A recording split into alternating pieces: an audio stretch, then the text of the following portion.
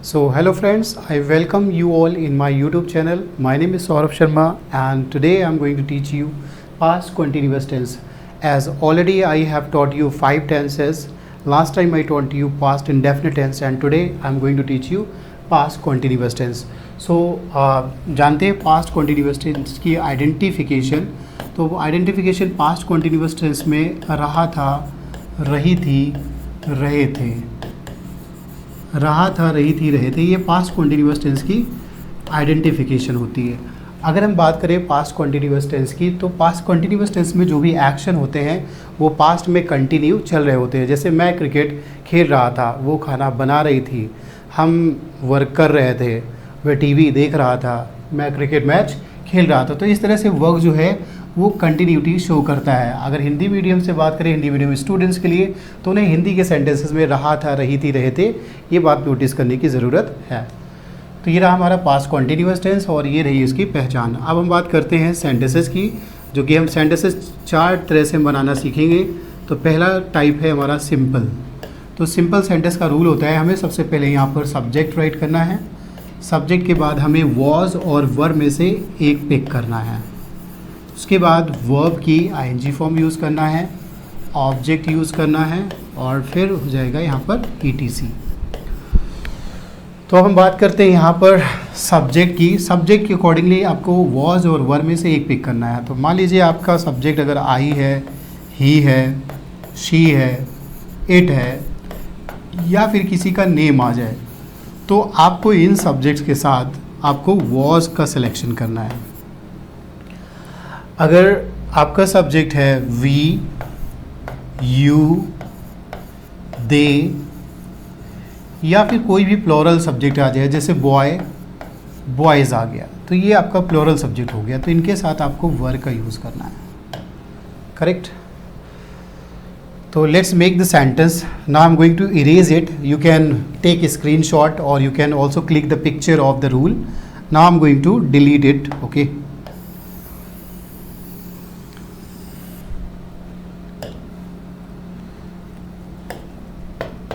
Now providing you the example, वह मुझे English पढ़ा रहा था. तो ये एक सेंटेंस लिखा है, हमें आइडेंटिफाई करना है कि ये कौन सा टेंस है. तो इसके लिए हम इसके आखिरी में देखेंगे और हमें यहाँ मिलेगा रहा था. तो रहा था जो है ये पास्ट कॉन्टिन्यूअस टेंस की पहचान है. बाकी ये सेंटेंस जो है बिल्कुल सिंपल है. तो इसमें रूल हम अप्लाई करते हैं सिंपल सेंटेंस का. सबसे पहले हमें चाहिए सब्जेक्ट. तो वह मुझे इंग्लिश पढ़ा रहा था, तो पढ़ाने वाला कौन है? वह है. तो ये हमारा हो गया सब्जेक्ट. वह की इंग्लिश हुई ही. ही के साथ अभी हमने पढ़ा हुआ था, ही के साथ हमें वॉज यूज़ करना है. तो हमने वॉज और वर्ब में से यहाँ पर वॉज का यूज़ कर दिया. उसके बाद हमें वर्ब चाहिए आईएनजी फॉर्म में. तो वर्ब है आपकी पढ़ाना. पढ़ाने की इंग्लिश होती है टीचिंग, टीच, और इसमें हम आईएनजी फॉर्म ऐड कर देंगे. तो ही वॉज टीचिंग. उसके बाद हमें चाहिए ऑब्जेक्ट. तो किसे पढ़ा रहा था? मुझे. ऑब्जेक्ट नंबर सेकंड, क्या पढ़ा रहा था? इंग्लिश. तो ये आपका सिंपल सेंटेंस बन के रेडी हो गया है. वह मुझे इंग्लिश पढ़ा रहा था, he was teaching me English. Now moving to negative sentence. So first I am going to erase all this and then I am going to teach you the negative sentence. So first of all I will write the formula of negative sentence. So that is subject, then was और were में से एक use करेंगे यहाँ पर. उसके बाद यहाँ पर not यूज़ कर देंगे. then verb in ing form, object and etc. एक एग्जाम्पल लेते हैं. उसके दादाजी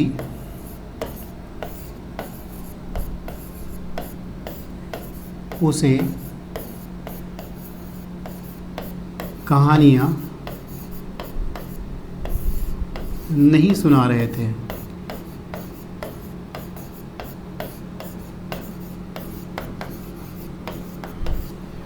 तो ये हमारा नेगेटिव सेंटेंस लिख गया है. पहले हम आइडेंटिफाई करते हैं जो सेंटेंस लिखा है ये कौन सा टेंस है. तो इसके आखिरी में जैसे ही हम देखेंगे रहा था, रही थे, तो क्लैरिफिकेशन हो गया कि ये एक पास्ट कॉन्टिन्यूअस टेंस है.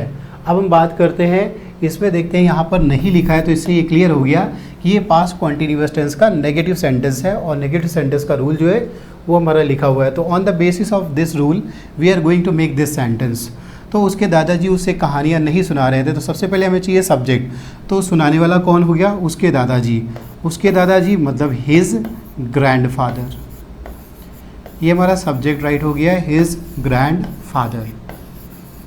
उसके बाद फिर हम वॉज और वर में से एक करेंगे, तो देखेंगे दादाजी जो है वो सिंगल है, इसका मतलब वॉज का यूज़ हम करेंगे यहाँ पर। उसके बाद नॉट यूज़ कर देंगे। एज़ पर रूल अब हमें वर्ब यूज़ करनी है, तो वर्ब जो है सुनाना है, सुनाने की इंग्लिश हो गई नरेट, और इसमें आईएनजी फॉर्म हम ऐड कर देंगे तो हो गया नरेटिंग। उसके बाद हमें ऑब्जेक्ट चाहिए, तो किसे सुना रहे थे? उसे, तो यहाँ हो गया हिम। उसके बाद क्या चाहिए? ऑब्जेक्ट नंबर सेकेंड, तो हो गया द स्टोरीज। तो गाइज ये हमारा नेगेटिव सेंटेंस बन के रेडी हो गया है। Okay, now dear students, now I will teach you interrogative sentences. तो इंट्रोगेटिव सेंटेंसेस ऐसे सेंटेंसेस होते हैं जिनमें हिंदी से क्या से शुरुआती होती है। जैसे क्या आप क्रिकेट खेल रहे थे, क्या आप पानी पी रहे थे। तो इसका रूल राइट करते हैं। सबसे पहले हमें यूज़ करना है इसमें वॉज या वर, मतलब इस टेंस की हेल्पिंग वर्ब जो है वो पहले आ जाएंगी जब भी सेंटेंस क्या से स्टार्ट हो।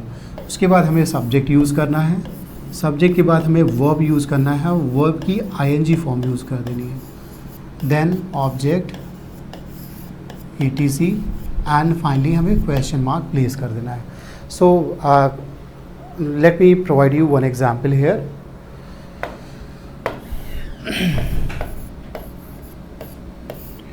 क्या ये बच्चे क्लास में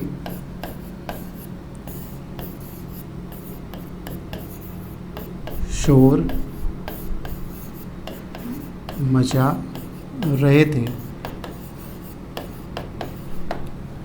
तो ये हमारा एग्जाम्पल हो गया, क्या ये बच्चे क्लास में शोर मचा रहे थे। तो सबसे पहले इस सेंटेंस को आइडेंटिफाई करते हैं कि ये कौन सा टेंस है।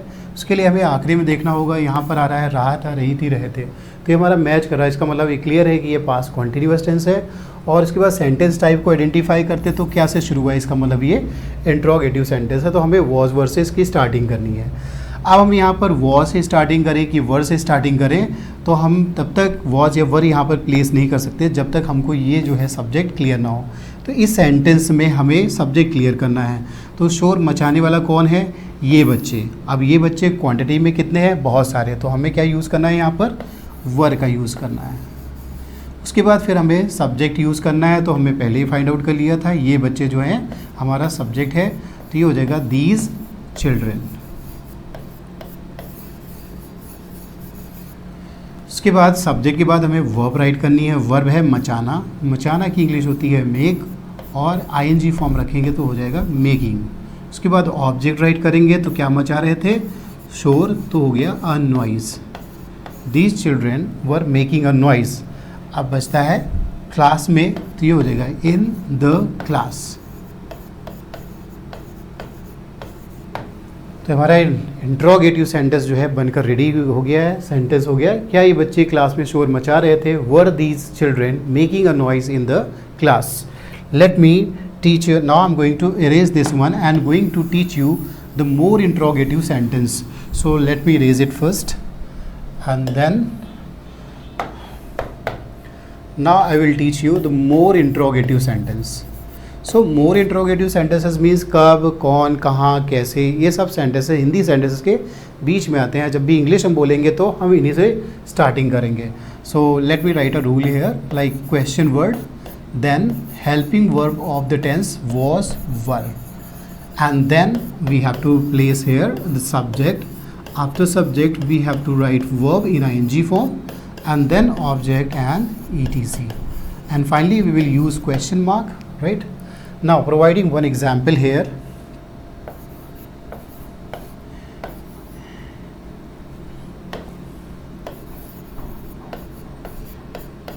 ये किसान खेतों की सिंचाई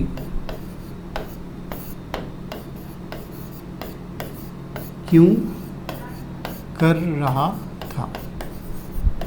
फाइनली यहाँ पर यूज़ करते हैं हम क्वेश्चन मार्क। तो ये हमारा पास्ट कॉन्टिन्यूअस टेंस का मोर इंट्रोगेटिव सेंटेंस राइट हो गया। चलो आइडेंटिफाई करते हैं कि पास्ट कॉन्टिन्यूअस टेंस है कि नहीं है। तो इसके लिए हम यहाँ पर देखेंगे रहा था आ रहा है, इसका मतलब श्योर हो गए हैं कि ये पास्ट कॉन्टिन्यूअस टेंस है। उसके बाद सेकंड नंबर हम यहाँ पर देखेंगे ये क्वेश्चन वर्ड जो है सेंटेंस के बीच में हुआ है, तो ये मोर इंट्रोगेटिव सेंटेंस हो गया। So let's make the sentence with the help of the rule. सबसे पहले हमें क्वेश्चन वर्ड चाहिए रूल के अकॉर्डिंगली। तो इस सेंटेंस में क्वेश्चन वर्ड हो गया क्यों, तो क्यों की इंग्लिश हो गई वाई। उसके बाद हमें वॉज या वर यहाँ पर राइट करना है, लेकिन वॉज और वर हम लोग यहाँ पर तब तक नहीं राइट कर सकते हैं जब तक हमें ये सब्जेक्ट क्लियर ना हो। तो इस सेंटेंस में सब्जेक्ट कहाँ पर है, तो सिंचाई करने वाला कौन है, यह है किसान। यह किसान मतलब सिंगल फार्मर है, मतलब एक ही किसान है, तो हमें यूज़ करना है यहाँ पर वॉज। और उसके बाद सब्जेक्ट जो है यह किसान राइट कर देना है दिस फार्मर।